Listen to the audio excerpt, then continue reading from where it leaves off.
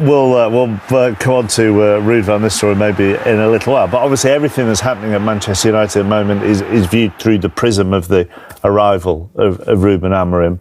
So when you look at the performance of some of the players today, how could some of them fit into these sort of two number 10s he plays behind the main striker?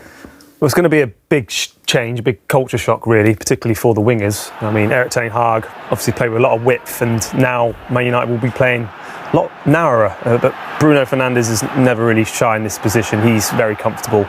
So for me, of course, being the lead and the captain, and particularly his goal today, Motd, who's been a revelation, to be honest. He's bided his time, but a great little touch and a fantastic finish. And yeah, you can see Bruno was saying about himself. He's a player I feel is very comfortable in his position, but we're now asking for wingers to be comfortable like Bruno is, the way Amorim wants to play, of being narrow. But it's those four. Look how many men they have in the box there. And I'm with him there. I would have claimed it as well, but it's sad for him. Here, Motd here, being narrow, now he can drive with the ball, drive towards the centre arse. And when you get centre backs nearly committing fouls, it's really difficult for these players to stop. And Garnacho here, he stays out wide, he makes his run out wide, sets it, goes, and at times you would feel like you would want it again there, but he always wants to stay in the game and he always wants to stay moving. Bruno here, you can see clearly he wants the ball in bundles of space where it's going to be effective going into this new role, new system.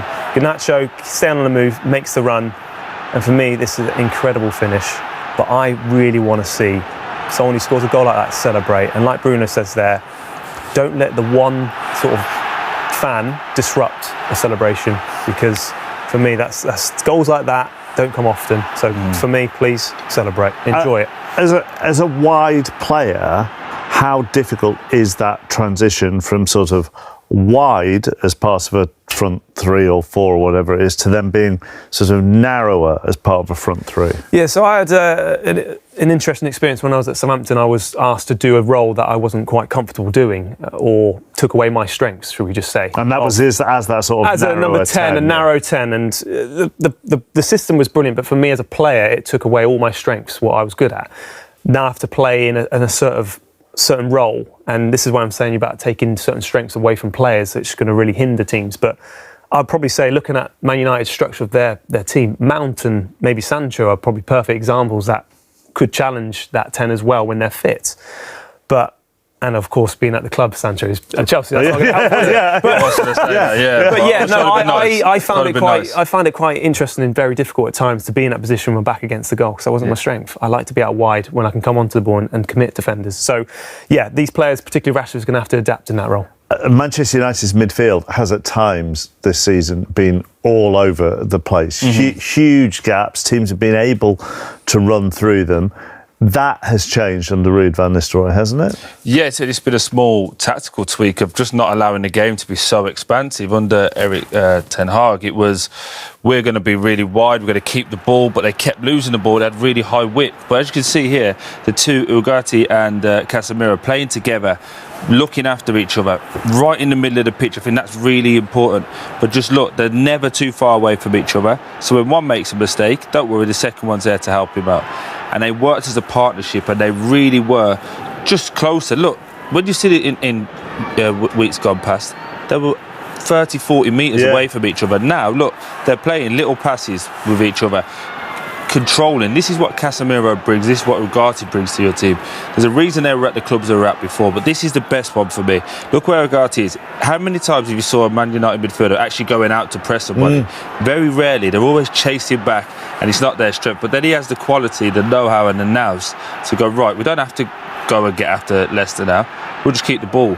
And this is perfect, look. Get after him. Casemiro backing him up. And then watch, Van Nistelrooy's doing it, but just in the background, Casemiro shouting at the other boys. This is what we have to do. This is the work, and this is the bit that people don't talk about with Ugarte. His range of passes is fantastic.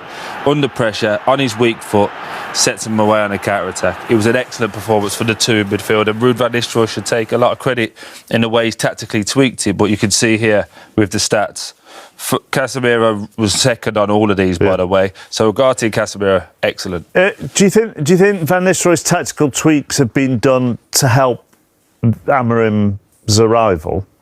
I think they've been done for him just we saw many Because arguments. he thought it was the right thing to do. It was glaringly obvious to all of us that it was too expensive and they were leaving people exposed. I think we saw arguments with Van Nistelrooy and Ten Hag on the side of the pitch where he's probably trying to say to him, can you implement these things?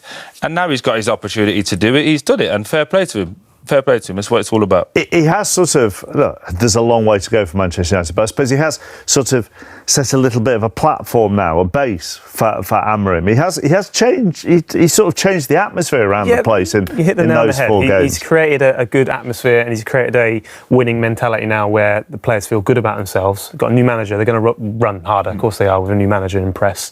But he's set that standard of this is what I expect now, week in, week out. And it's credit to him. And I feel that it's going to be interesting if he stays around. That's the difficulty right now. They've got a decision to make. What would you do? I feel, for me, Van Nistelrooy would want more. He want to actually take it on himself to do something, and I think he's done himself a lot of credit to actually go off and do his own thing. They've got to move him on as well, though. Amorim has to move on. Absolutely, because he's coming in with all his staff, all his ideas. With great respect, it's been comfortable for Man United players at times. Make it uncomfortable, remove all of that old legacy and run to a new path. As you saw there as well, that first game for Ruben Amorim is Ipswich away, and that will be on a Sunday as well, so you'll see that with us here on Match of the Day 2. You enjoyed it? I really did. It's been an amazing period, very short but very intense. You can imagine. Me and my colleagues as well, we're in an uncertain position, but I think we try to do our jobs and help the club, which is the most important, and the players, they done the rest. I couldn't help but notice what must have been for you a really special moment after the final whistle when you headed down in front of the Stretford end. There's a lot of feelings there. I mean, the appreciation from me towards the fans, the way they supported the team and myself and the staff, always, also in difficult moments, and I can't thank them enough. We have a lot of players with big qualities, and I don't want to touch names because I feel that people get too excited after one game and too disappointed after another. You see, and today I see Garner scoring a banger and then doesn't want to celebrate as he should after a goal like that because he feels that lost a little bit of faith from some fans and everything. And I was telling him after the game, there's going to be always people that will moan about when you don't score, when you don't assist, when you don't perform. But it's a lot of people that like you and want you to succeed. We've definitely not showed enough desire around their goals to defend our box and to defend our goal. You know, 2 shots from similar areas outside the box, sort of unopposed, and a similar area for the cross. General play was fine, but in the end, you know, you can play well, but it's got to be with a purpose, and that's to try and create and score goals. The goal for 2-0, we tried to give it to you. I mean, in real time, it looked as if it was your goal, but then when we saw the replay, it clearly came off the Leicester defender. No, it comes from my knee to his knee. Onto him. Yeah, but I don't know if the ball was going to go the goal or not, and you neither, so you should have given the goal to me. I think the fantasy manager won't be really happy with you guys, but that's not me. And it just felt a really strange atmosphere as well. You know, I don't think the supporters were necessarily loving the game because of the way it was going. But of course, you've got to be entertained by those moments of class. Enjoying the nostalgia of Van Nistelrooy? Is that what you think it is? Just a legend of a of course, and probably just, you know, obviously Erik Ten Hag very much kept himself to himself, and that's his manner, of course. And Ruud's come in and he's running down the touchline and he's fist bumping and he's taking in the crowd, and he's clearly really enjoyed the few games that he's had. And now it moves, doesn't it, to the new man and how he's going to adapt this team. What do you think, Jamie, in terms of potential here? I suppose there's always question marks over the ability to score for Manchester United, but 4 games Van Nistelrooy's had interim charge, albeit played Leicester twice, but 11 goals in 4 games, 3 wins and a draw. Yeah. Is there something for Ruben Amorim to work on? Can he replicate what he's done at Sporting with those players? Yeah, I think he can. Look, I think Garnacho's a brilliant player. I like Højlund. Never gets the ball. We've had that chat. And Dean makes a really good point. They're all trying to score the worldie, and you know they scored them today. But there are most weeks, you know, they fly over the top. They don't link up very well, and there is no cohesion with the front line. But I think Ruben Amorim will come in and look at the players and the talent that he's got and say, you know, I can do something with this team. They might add maybe a centre half, you know, a left wing back, you know, that he's going to want potentially. But I think they've got the attributes of a good team, with a bit of confidence and a bit of belief, new ideas. I think you're going to see, you're not going to see them turn into, a Liverpool, but I think they're going to improve significantly. Dean, we're assuming that it's going to be the 3-4-3 that Amorim has been so committed to in Portugal and previously in his jobs there. You said before the kick-off that if Bruno Fernandes does get in the team, you think it's in central midfield. From what you saw today, do you think that's still how he'll fit in? He scored 4. And that's going to take a bit of time because these players, from what we've seen, aren't used to doing exactly what the manager clearly tells him. I mean, Erik ten Hag talked about doing work on pressing in training sessions and wanting more of that he had at Ajax, and it never happened. Bruno Fernandes stars to hint at brighter Manchester United future, but big decisions await Ruben Amorim. The mercurial Portuguese helped Van Nistelrooy sign off in style, however poor form of Højlund and Rashford presents conundrum for new coach. Bruno Fernandes back in the goals, fans smiling, the manager being serenaded in the stands. Viewed through the prism of this comfortable victory over a poor Leicester City, there might not have seemed a lot wrong at Manchester United. But Ruben Amorim will walk through the club's doors on Monday with an awful lot to put right and some big decisions to make. In the first instance, he must decide whether there is a place on his coaching staff for Ruud Van Nistelrooy, who signed off his unbeaten 4-match stint as interim manager in the wake of Erik ten Hag's sacking with a 3rd win, and supporters chanting his name beyond that. The new United head coach will have to figure out which players are malleable enough to fit into what is likely to be a new system should he insist on employing the 3-4-2-1 formation with which he has enjoyed such success at Sporting. A glance at United's squad suggests there are several players who might very quickly find themselves to be square pegs in round holes under Amorim. But it will also be interesting to see which talents the Portuguese will feel he can harness and where there is untapped potential. Rasmus Højlund falls into the latter category.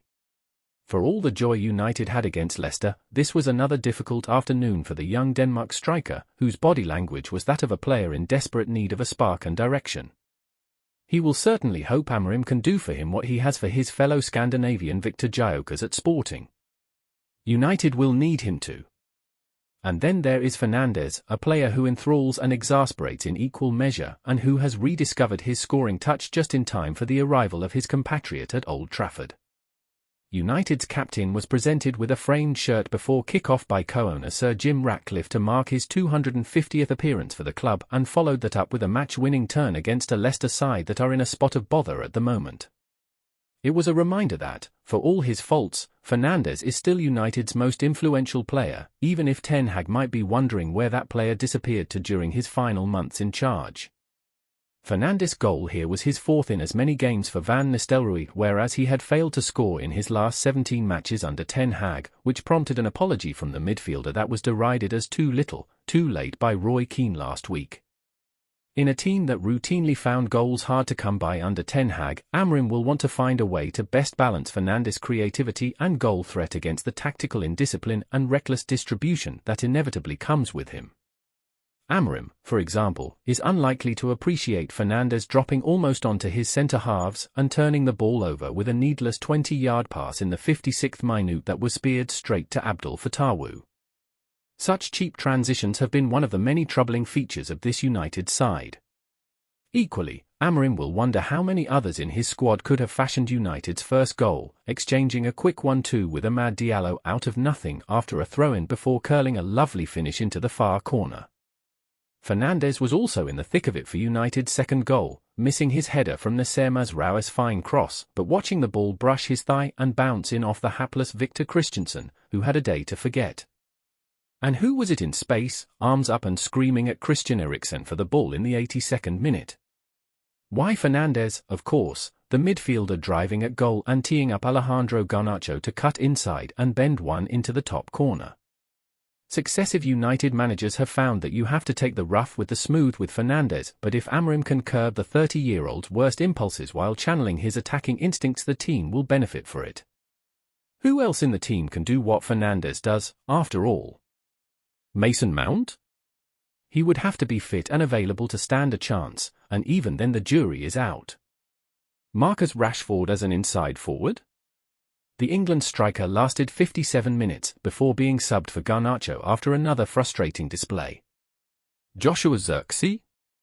So far at least, the summer signing from Bologna has been miles off the pace.